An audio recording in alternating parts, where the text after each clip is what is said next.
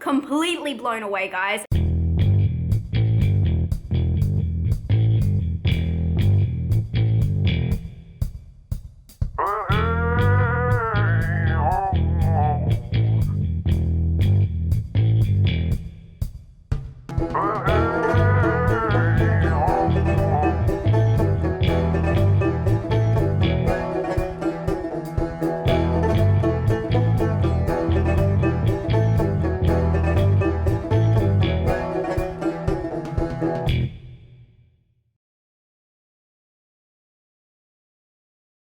Hi guys, welcome back to 31 Days of Horror. This is your reminder that in Australia, it's actually spring. That always creeps a lot of you guys out who are American. I don't think you realize there's like two sides of the equator.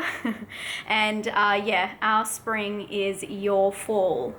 So that's disappointing for me. But actually, while you're watching this, I will be in America right now, which is so crazy. Anyway, I have very exciting news for you guys. Today I watched Hour of the Wolf, which is a Swedish horror drama film from 1968, and so far this has been the best film on 31 Days of Horror. This is a Swedish film by the same director of The Seventh Seal, which is a movie. It's a very intense movie. It's actually a film from 1957 about a man playing chess with the Grim Reaper during the Black Plague. Anyway, I'm a huge fan of that film, and I didn't realize until I watched this film, I'm like, man, these are so similar, and it's by the same director, and it actually has the same lead actor in both of the films. But this film is about a man who is having a slow, or I guess really rapid descent into madness, and he is alone with his wife in this isolated kind of island in this beautiful little cottage, and he's a painter, and he is slowly going a little bit mad, and you see all of the things in his head come into fruition. My favorite part about this film is it's not overspelt, but it's also really good in the way it delivers its meaning and the answers to why everything's happening. I think it's just so beautiful, and it really can be interpreted into anyone's situation with the struggle that humanity has, every single person having sad, bad, tragic thoughts in their head that are messed up, and I'm trying not to swear, that are messed up and really are your downfall. They're your own inner demons, and dealing with that, and along with having someone you love and you care about who has to deal with them. And that's a very personal story to me, so that's probably why I like this film so much. But I really do love the style of this film. The way it's put together, it flows so beautifully, and once you kind of just give into the madness, it's all go. This film is incredibly powerful in its execution and its isolation, the way it isolates the characters in some of the scenes. Some of the scenes are just the wife and the husband in the house alone, and they're so tense and incredible. It utilizes flashbacks as well, and the music it uses in some of the scenes, it's just so overwhelming. Obviously it does this intentionally. It really is the best interpretation I've seen of anxiety, the way some of the characters talk to each other in some of the scenes, and the music coming in the background. It makes your heart like race, and you feel like you're gonna die, like you do if you suffer from anxiety, which I'm sure a lot of you guys do. And I just felt it was such a clever and powerful interpretation of madness and you know, everything in your head kind of exploding, and you're dealing with just those thoughts alone.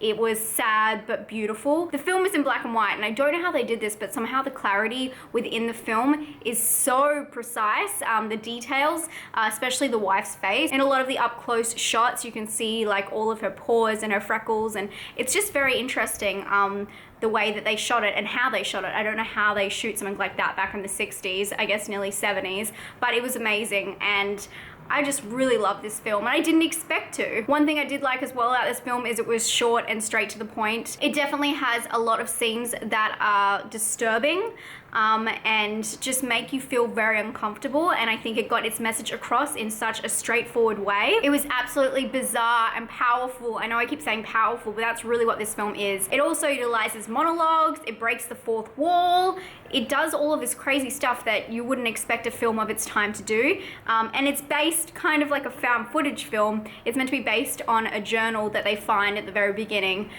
So when I saw the opening title, I was like, this is really interesting how they're putting together this story. So overall, I absolutely love this film. I'm gonna give it an 8 out of 10, but I think if I rewatch it, I could even go up to a 9. I was just kind of blown away, and I really want to sit in my thoughts, but because obviously I've just seen it, I need to give you my initial reaction, and that is my initial reaction. Completely blown away, guys. I love this film. Keep in mind though, this is my personal taste. I really like these old kind of thoughtful films, and I really like the horror aspect in it, but it's not like full on crazy, I don't know, like Serbian film horror or anything like that. It's just disturbing in a psychological way. If you like older films, if you've seen The Seventh Seal and you haven't seen Hour of the Wolf, highly recommend. And my last name is Wolf, so maybe that's why. Anyway, I really enjoyed this film. Thank you so much for recommending it. You guys are killing it. Thank you guys so much for hanging out with me again and watching me go crazy about another film. I love when I get to do that and get passionate all about horror films. But I'll talk to you guys tomorrow for another 31 days of horror. Also, do I look more scary today than I did yesterday? Let me know in the comments down below. Let me know if you've seen Hour of the Wolf. You can watch it on YouTube. And I'll talk to you guys tomorrow. Bye.